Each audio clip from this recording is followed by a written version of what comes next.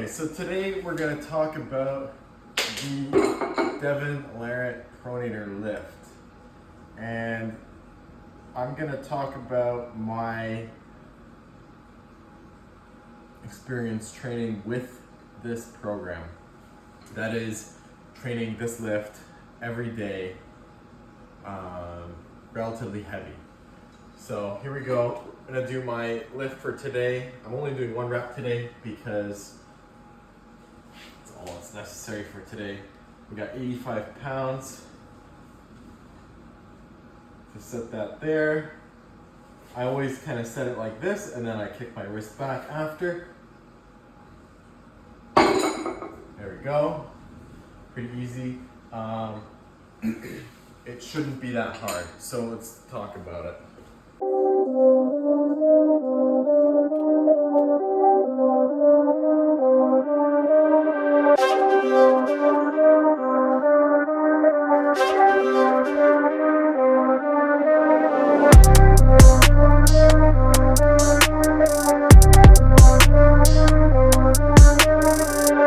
So we've got many people doing the Devon Larratt training lift for pronation. And this lift all comes down to your ability to generate back pressure and pronation at the same time. And it's a static lift, so it's very much like when you're on the table and you're pulling like this, right? You're trying to pronate, or you're trying to crack the other person's wrist, and your pronation needs to maintain as your body moves, right? So if you're attacking and your pronation fails, and you end up losing your pronation, then maybe you'll end up being a hook or you'll just lose. So that static pronation is very important. And a lot of people like this lift or variations of this lift, right? Now we'll just talk about the lift a little bit first. So doesn't matter any sort of strap that you use for this lift. You can use a thick strap or a thin strap, something that's comfortable for your hand. I use a 1-inch strap just because it's what I have. I've used a thicker one before.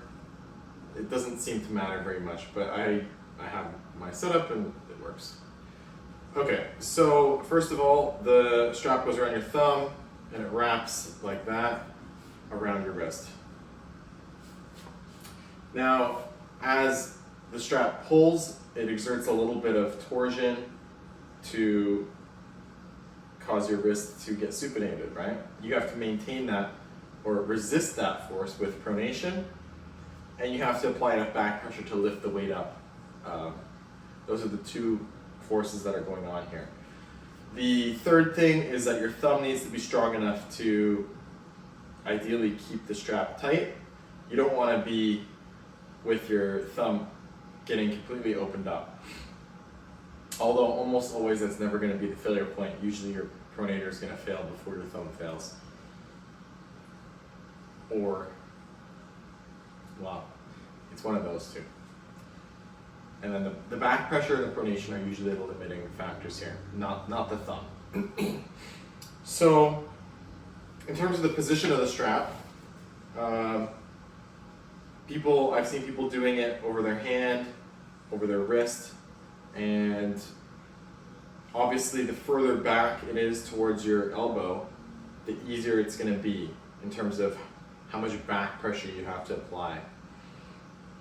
In terms of the pronation force, I don't think it's a huge amount more difficult higher up, but that's going to very much depend on the person and how they train. I train a lot of pronation through the top knuckle, so that's not really my limiting factor. My limiting factor is more so my back pressure.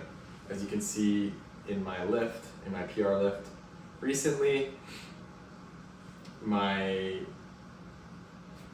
can see I wasn't losing pronation, but my arm started to open up, and just as it reached the position where I have the strongest elbow flexion, which is about that far, that's when I lifted it. So when it comes to setting up this lift, you set up with your elbow supported on the back, not on the front, not on the bottom, because that's going to significantly reduce the amount of back pressure you have to use, and if it's on your forearm, it's even going to affect how much pronation you have to use. But you're going to set it up with the back of your forearm supported, so maybe you could do it, you could even do it off the wall or something like that, but for the most part people will put it against their body or against the inside of their knee. And you're going to want to set up so that your forearm is parallel to the ground. Now, that is just the most universally comparable way to do this lift. People will do it with an increased angle of their arm, so their arm is facing more vertically.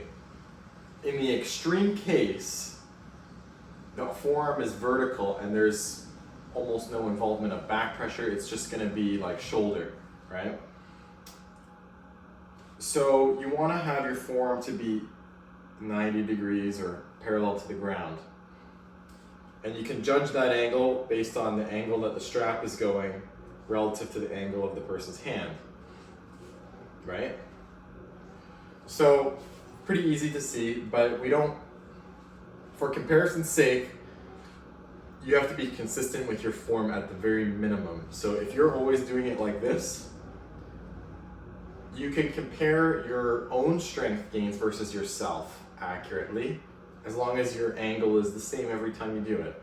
But if you're doing in this angle and you compare it to somebody else who's doing it 90 degrees or vice versa, the lift is not the same difficulty in terms of the back pressure component, and that comparison's not going to be super accurate pound for pound, if that's what you're trying to determine who's got a stronger pronator lift, right? In terms of the actual pronation strength, in theory, it will be easier as you go at a higher angle because your pronation is along this axis here, and as you change from this to here, that rotation no longer affects the weight as much, right? You can see by the movement of it. And if you do like some pulleys and stuff, you could like physics, like pulleys, when you have the amount of distance reduced, then the amount of work is reduced, and correspondingly the leverage is changing, right? Or you could just do the angles and all sorts of calculations, but we're not going to do calculations, we're just talking about things. So increasing the angle makes it easier for back pressure and pronation, but if you're comparing to yourself and you're consistent with your lift, then it's perfectly fine in my opinion. Just don't compare it to other people who are doing different form and say that certain things, right? Now, the other important thing for this lift, the other major thing that significantly impacts how difficult it is this. So, I see a lot of people doing this lift with their wrist cupped. It makes the pronation component a lot easier. So if you're doing it with your wrist cupped, you're not only shortening the distance that this is offset from, so the center of axis of your forearm, right? Where the weight hangs relative to that center is going to determine the amount of leverage that the weight has over that rotational force of your forearm.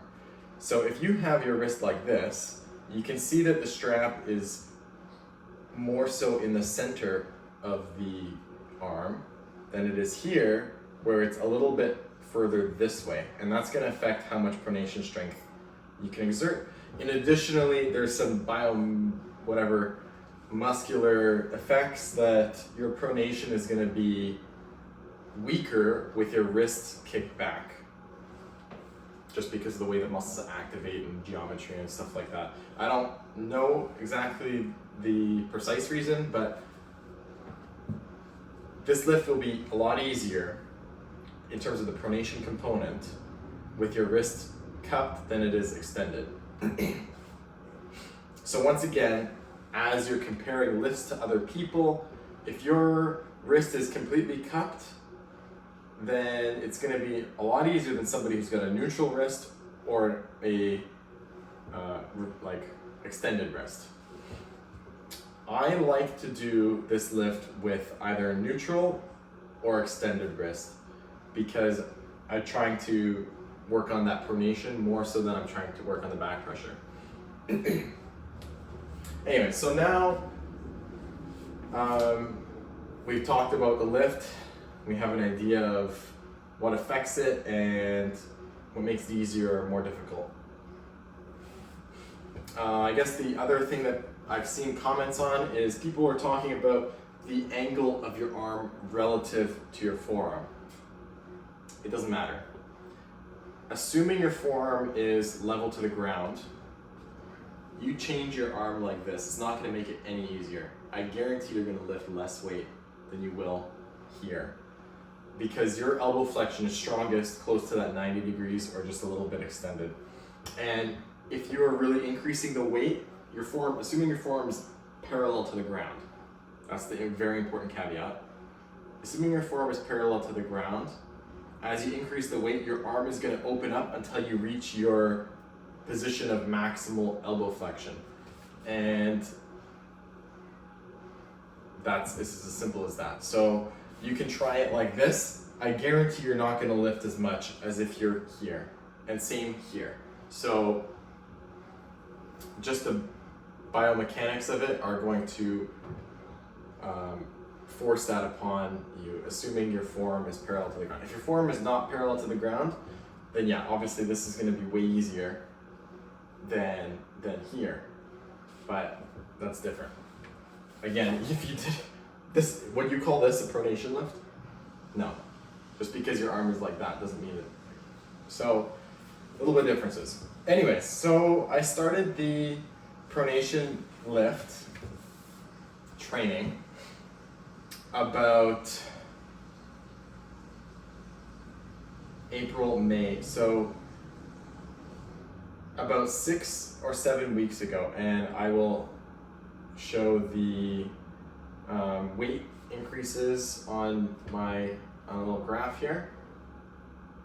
So you can see that I started off with 70 pounds, and I did this every single day, and today is currently May 3rd. So I started in March or April, I think, and it's May 3rd, and I've increased the weight by 1.25 pounds every time that I felt comfortable to do so.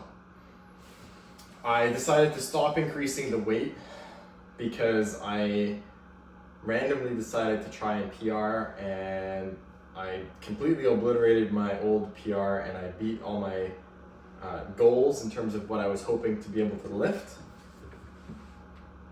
So I would say the training program every day of this pronator lift was very successful for me, but will it be successful for you? And the thing is, probably not.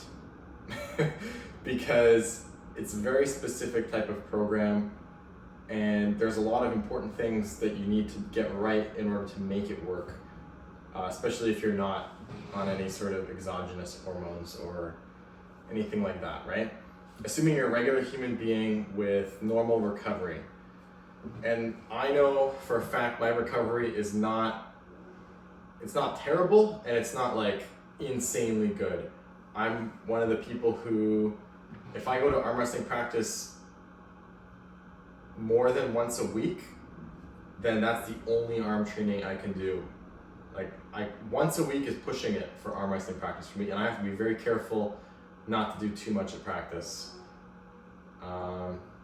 especially depending on how heavy I'm going with my weight training.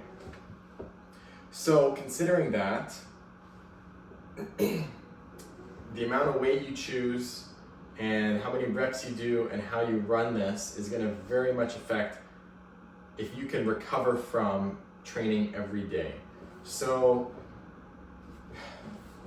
we'll just give a little bit of background context to where I started and how I decided to start there. Last year, after I tore my right bicep, which was because of overtraining and strains that I had in it, and then I injured it at a tournament. I'll insert the clip. So I tore my bicep, and soon after, but at the time I was training, before that tournament, I was training both arms, very heavy. I was at my absolute strongest in every way. And right before that tournament in August, I tried a pronation lift on the table with the pulley, and I got 86 pounds, which was a PR for me. And I got 64 pounds on rise, and that rise PR was my all-time PR as well for the variation where you have the strap wrapped around your wrist and over your top knuckle. So I was pretty strong. Then after that tournament, I tore my right bicep. I took a couple of weeks off. I only did arm wrestling for my left arm, and then I didn't quite get the surgery right away, and then I got the surgery and I started doing this pronation lift as a regular workout lift. So I did it once a week in addition to arm wrestling practice. Actually, no, I didn't do practice at that time. I didn't do any practice. So I just did the pronation lift once a week. So I would, for my workout, I would warm up, light weights, and then I'd try and hit a 1 rep max. And I worked up over 3 or 4 weeks from 88 pounds in my first time trying up to 92.8 pounds. So a 4-pound increase, pretty good. And 92.8 versus the 86 pounds with the crane scale. Again, another solid increase. And that was from August until October or November. Then I didn't train heavy until preparing for provincial championships. So every now and then, when I'd bring that crane scale to practice, I'd give it a little shot and see how much my back pressure and pronation were. And usually on a good day, I could hit that 90 to 93 pounds range, which I was always really happy with because I considered that to be the strongest that I've ever been on that type of lift.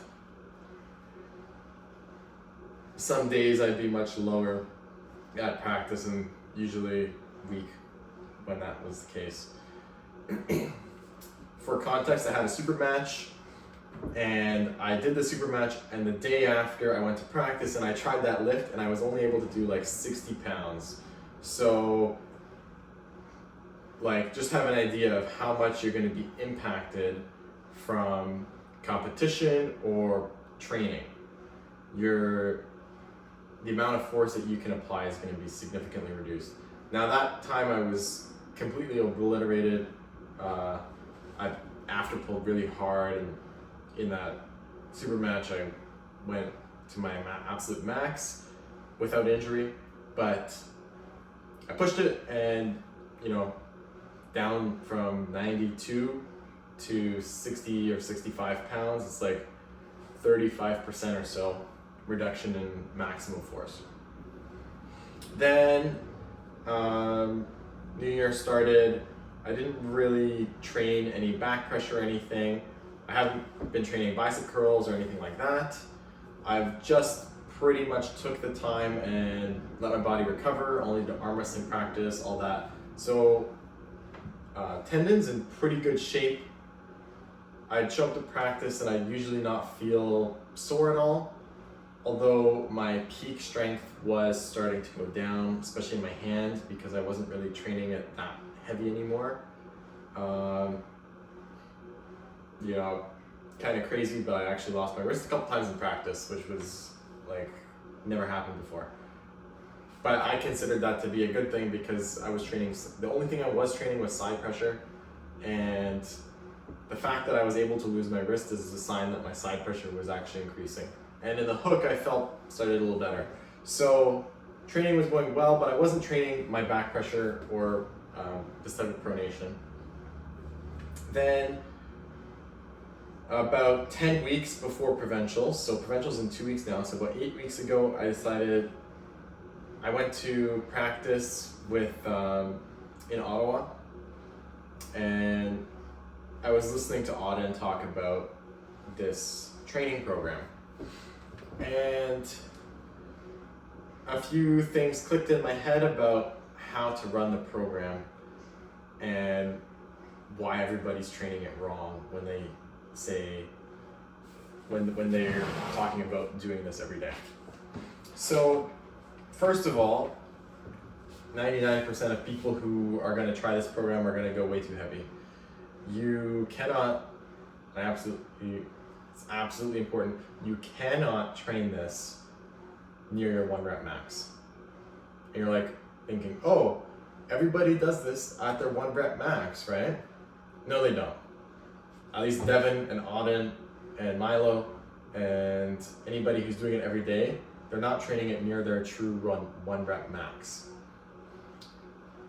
The important thing Auden said that made me understand this a little bit was that you have to be able to do this and manage the weight increases every day, even after you do really hard training or really hard practice. So that means that if I was supposed to do it after that competition, my 1 rep max was 92 pounds or so. I'm definitely not going to be doing 92 pounds every day. If I did that one day, the next day I would not be able to lift it, and that's automatically a failure of the program if you can't even lift your weight that you're supposed to lift, right? I would have had to start at like 60 pounds in order to be able to lift it. And considering that and the end of practice at that time, I decided to try a static lift with the scale, and I got like 75 pounds or so, and there was people there I was practicing with and people who could normally I would probably win against, but you know, it's end of practice and I can't win anymore because I don't have enough back pressure. That gave me a good starting range. So I started with 70 pounds and I thought, okay, 70 pounds is a weight that I think I can lift every day. It's something that I know I can lift after practice, and I was able to do it. So I did that, and I was able to slowly increase the weight over the weeks comfortably. About 6 weeks or so into doing it, I was around 83 pounds, and I was doing a ab workout and some cardio, and I did my regular lift, and it just went up so easily. I was like, okay, if I'm gonna go for a PR or a real 1 rep max, I'll do it right now. And I did 95 pounds because that's higher than my previous PR, and it was just ridiculously easy. So then I tried 100, and again it went up, but it was hard. 100 was hard, but it wasn't like absolutely brutal, and I didn't fail. And that was a very good increase. It's like 9% or so higher weight than the last time I've maxed out on this lift. And at the time I was not training every day. I was training once a week, so I was like perfectly fresh. I hit that 100 pounds, not perfectly fresh. Unlike last time when I hit the 92, I was like really optimized in terms of my recovery. So training every day, relatively heavy, yes, you'll increase your maximum weight that you can lift. But this is the key component. So let's say your 1 rep max is 90 pounds, okay?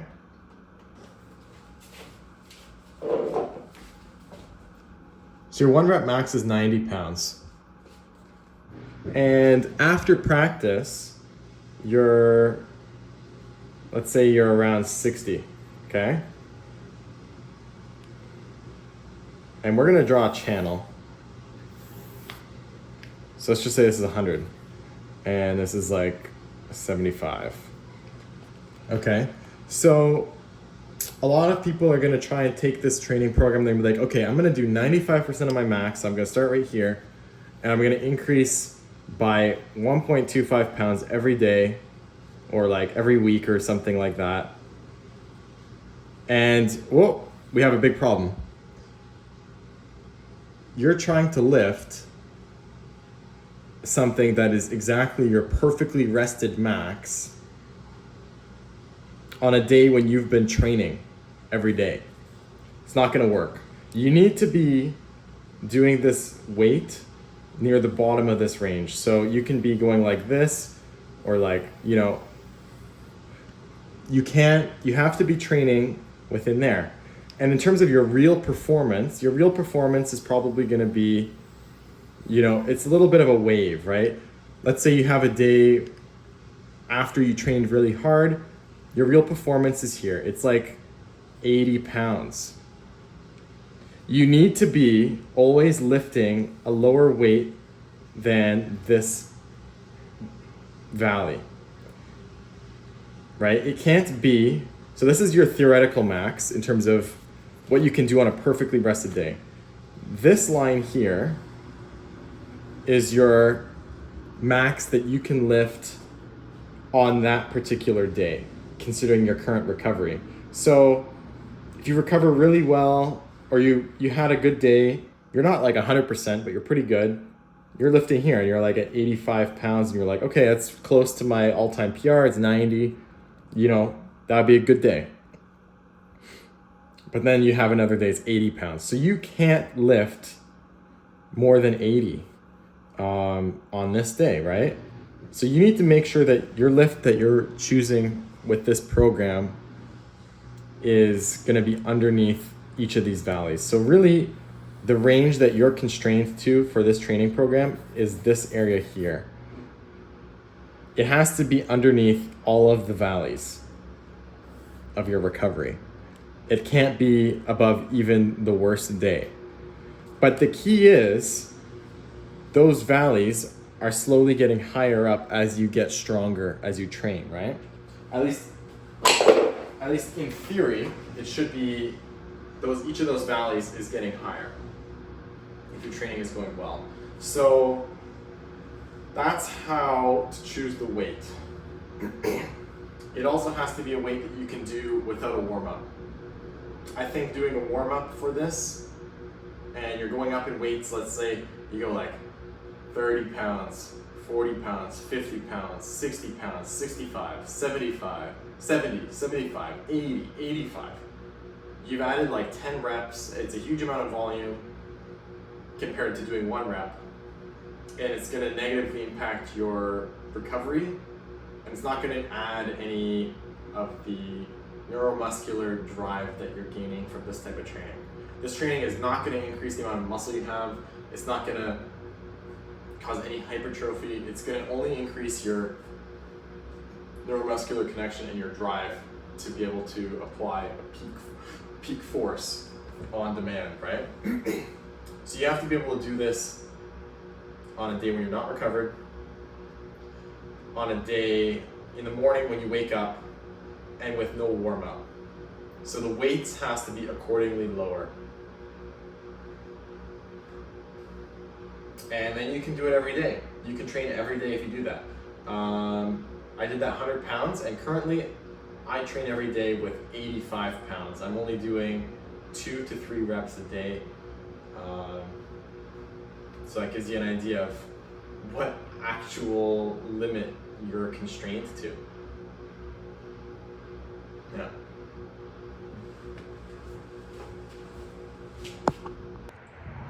Okay, so you now hopefully understand how to choose an appropriate starting weight for the pronator lift. So I started with 70 pounds, and at the time my max was probably around 93 pounds. So it's like 75% of my 1 rep max. And currently I use 85 pounds and my all-time PR is 100.9.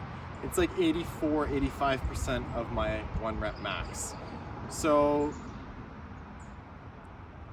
In terms of how close you can operate to that 1 rep max, it's going to depend on how hard your workouts are. If you train really hard, your fatigue is going to drop your performance lower, and the weight that you use is lower, right? So if your performance after really hard training is only 75%, then you're going to need to be using a weight which is 75% or less. As you get stronger, you can use a weight that's closer to your max. So Devon was doing like 160 to 165 pounds in his last prep, and because he is so much stronger than everybody he practices with, the amount of fatigue he gets from practice is almost negligible. And because of all of that, he's able really use a weight which is close to his true max, right? In terms of his daily max. Now, how many reps are you going to do? The Auden set told me that the minimum is 3 per day. Devon says 3 as well. I've done some days where I only did 1 because I was kind of like, I really want to recover. But I think you should do in the range 3 to 6 reps a day. 3 reps is a good number. I found that if I do more than 5 reps a day, I will feel a little bit of fatigue. I've done days up to 12 reps, and on those, the next day, I was a little bit sore. My brachioradialis was a little bit more sore. Versus if I'm only doing 1 to 3 reps, I will recover throughout the week in addition to my regular training. And how do you fit this program into your currently existing program? Well, your currently existing program cannot use a lot of elbow flexion because you're going to absolutely demolish your arm if you do. My training program with this lift every day has only had 1 day or kind of 2 days of elbow flexion involved movements, but none of them were intended to be heavy on elbow flexion. Arm wrestling practice was 1 day a week. A couple weeks, there was 1 or 2 weeks where I didn't do arm wrestling practice, or I rescheduled it a little bit throughout the week. But I tried not to go too hard in practice so that I would be able to continue my training program. And I trained side pressure another day with rows, so that doesn't really use very much elbow flexion. And then the other day was forearm and wrist stuff, including rise and pronation with a full range of motion type of movement. But also I use that handle, which really increases the leverage on your pronator. It's not gonna affect your back pressure as proportionally as much, which will really affect your ability to lift that weight. So in terms of a good starting range, you can start with 75% of your 1 rep max if you know what it is. If you don't, you have to start with something that you can do at the end of practice when you're at your worst shape, or the next morning, which is probably your actual worst shape. So that's a good weight to start with. Try and lift that 3 times a day. So I did morning, right after work, and before bed. And I did no warm-up. So that's a good range. After you do it at the beginning, start for a week. Don't increase the weight at all. Then you kind of have an idea of how your body recovers from this. If by the end of that week you're feeling worse than you did, then it's too heavy. You have to be feeling better. If you feel like adding this in to your program is going to complete, how can you recover? that means your program is too hard to add this in. So I added it in because I felt like my training program didn't use much elbow flexion, and I thought I would be able to recover from adding a little bit of elbow flexion. And I thought it wouldn't be as bad as adding like heavy bicep curls or other stuff, which would fatigue me way more.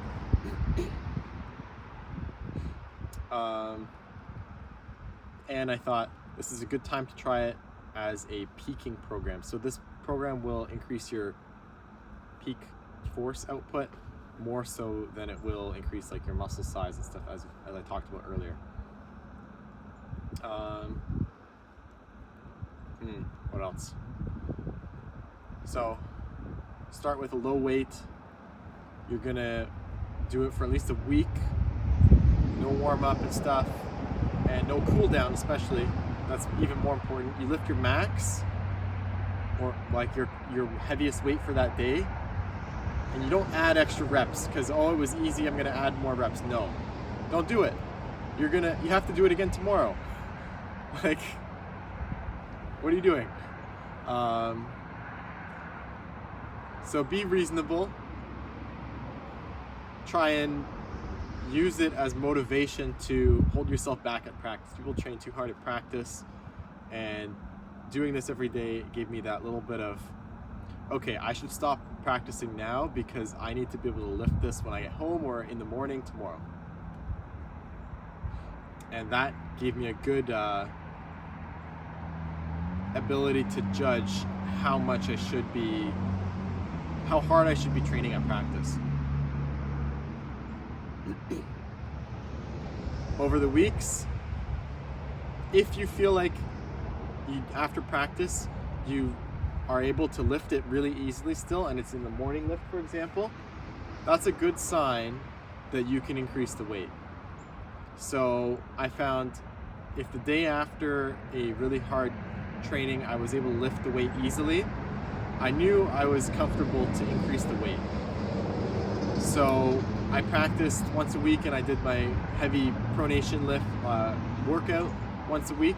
So that gave me twice a week chances to increase my lift, because I wanted to see how my body responded from those training as well. And with all of that combined, you can increase the weight over a course of, let's say, 2 months. Now, can you run this program indefinitely? I don't think so. You have to deload at some point and then go back down in weights. You have to do other types of training. You have to do hypertrophy training and all that. This is an addition to other types of training to peak your strength. It's not about being the only thing to do. And especially for beginners, this is absolutely not the way to get strong. As a beginner, I think you should, sure, you can get comfortable with this lift and try it every now and then, but I think you should be doing more full range of motion, basic stuff. Pronator lift, it's a simple type of lift, but training like static, really heavy is not going to be where you're going to get the fastest gains in terms of long-term gains. You'll get a very quick return in terms of your peak output, but over a very long period of time, if you keep doing this, you're going to plateau, and you have to deal with that. There's a bird there, and I keep wondering what's making the noise. So because of that, you want to have other types of training. I'm probably going to stop doing this every day very soon as we get close to the provincial championships. It's 2 weeks away now, approximately. 15 days to go. I've completely removed the volume, and I'm no longer trying to go for a 1 rep max. I already exceeded my expectations. I was hoping to get 95 pounds, and I got 100.9. So, and I said to my friends before I started this training program, I said to them in this group chat, I said, if I beat my PRs, or if I'm lifting 85 pounds every day with this program, then I'll have to say this training program is successful. And I went into it and I was thinking, I'm gonna have to stop this program after a couple weeks, like before I started. I thought that was gonna be the case. I thought it was gonna be too hard to recover. And here I am. I had to make this video because it was a success. I increased my max 9%. I am stronger than ever. I feel on the table that I am strong. My pronation is really good. So this program was a success for me. Do I think it'll be a success for you? I can't say, but maybe. If you want, give it a shot, but please keep in mind all the caveats that I mentioned in terms of how heavy you can go and how much you should do. Otherwise, you're going to run into some very serious problems and you're going to injure yourself badly. Maybe not badly, you'll strain yourself, but injuries and strains are the nemesis of progress. You want to build long-term progress in training, so you got to have periods where you're letting your body recover, where you're building muscle size, and periods where you're peaking your strength, right? I've done all three of those. Currently I'm in the peaking phase for provincials, and that's just how it is. So successful for me, for you, maybe not, but give it a shot if you want. Don't push it too hard.